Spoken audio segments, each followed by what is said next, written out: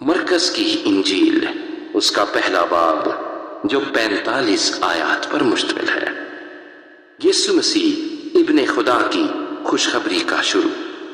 جیسا یسایہ نبی کی کتاب میں لکھا ہے کہ دیکھ، میں اپنا پیغمبر تیرے آگے بھیجتا ہوں جو تیری راہ تیار کرے گا۔ بیابان میں پکارنے والے کی آواز آتی ہے کہ خداوند کی راہ تیار کرو، اس کے راستے سیدھے بناؤ۔ یوحنا آیا اور بیابان میں بپتسمہ دیتا اور گناہوں کی معافی کے لیے توبہ کے بپتسمے کی منادی کرتا تھا، اور یہودیہ کے ملک کے سب لوگ اور یروشلیم کے سب رہنے والے نکل کر اس کے پاس گئے، اور انہوں نے اپنے گناہوں کا اقرار کر کے دریائے یردن میں اس سے بپتسمہ لیا۔ اور یوحنا اونٹ کے بالوں کا لباس پہنے اور چمڑے کا پٹکا اپنی کمر سے باندھے رہتا، اور ٹڈیاں اور جنگلی شہد کھاتا تھا، اور یہ منادی کرتا تھا کہ میرے بعد وہ شخص آنے والا ہے جو مجھ سے زور آور ہے، میں اس لائق نہیں کہ جھک کر اس کی جوتیوں کا تسمہ کھولوں۔ میں نے تو تم کو پانی سے بپتسمہ دیا، مگر وہ تم کو روح القدس سے بپتسمہ دے گا۔ اور ان دنوں ایسا ہوا کہ یسوع نے گلیل کے ناصرت سے آ کر یردن میں یوحنا سے بپتسمہ لیا، اور جب وہ پانی سے نکل کر اوپر آیا تو فی الفور اس نے آسمان کو پھٹتے اور روح کو کبوتر کی مانند اپنے اوپر اترتے دیکھا، اور آسمان سے آواز آئی کہ تو میرا پیارا بیٹا ہے، تجھ سے میں خوش ہوں۔ اور فی الفور روح نے اسے بیابان میں بھیج دیا، اور وہ بیابان میں 40 دن تک شیطان سے آزمایا گیا، اور جنگلی جانوروں کے ساتھ رہا کیا، اور فرشتے اس کی خدمت کرتے رہے۔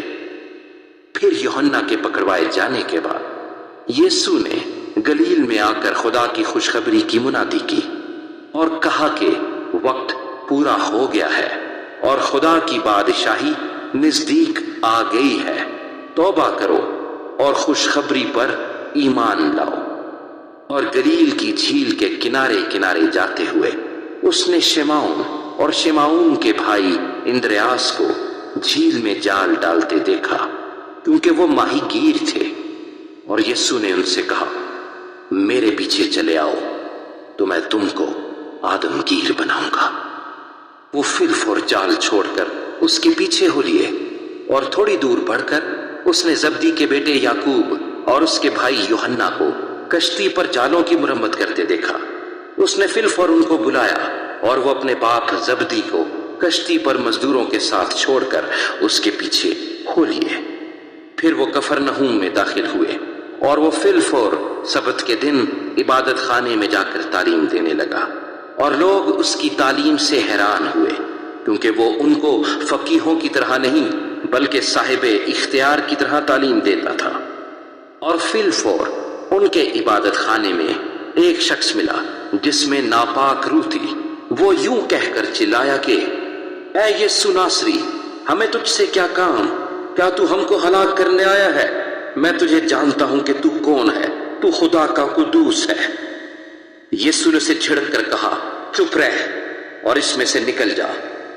پس وہ ناپاک روح اسے مروڑ کر اور بڑی آواز سے چلا کر اس میں سے نکل گئی، اور سب لوگ حیران ہوئے اور آپس میں یہ کہہ کر بحث کرنے لگے کہ یہ کیا ہے، یہ تو نئی تعلیم ہے، وہ ناپاک روحوں کو بھی اختیار کے ساتھ حکم دیتا ہے اور وہ اس کا حکم مانتی ہیں۔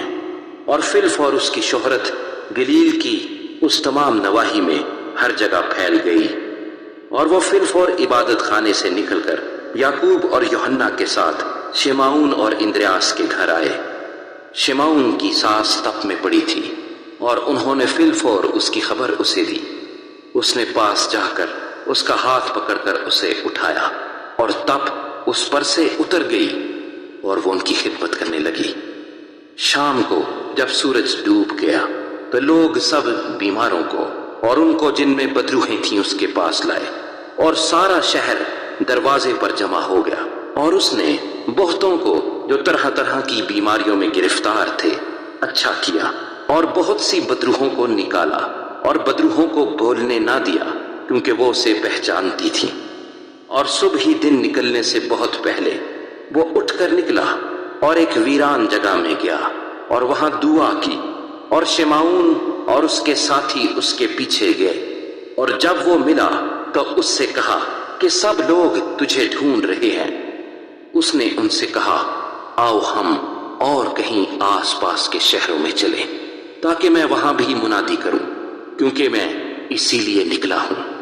اور وہ تمام گلیل میں ان کے عبادت خانوں میں جا جا کر منادی کرتا اور بدروحوں کو نکالتا رہا۔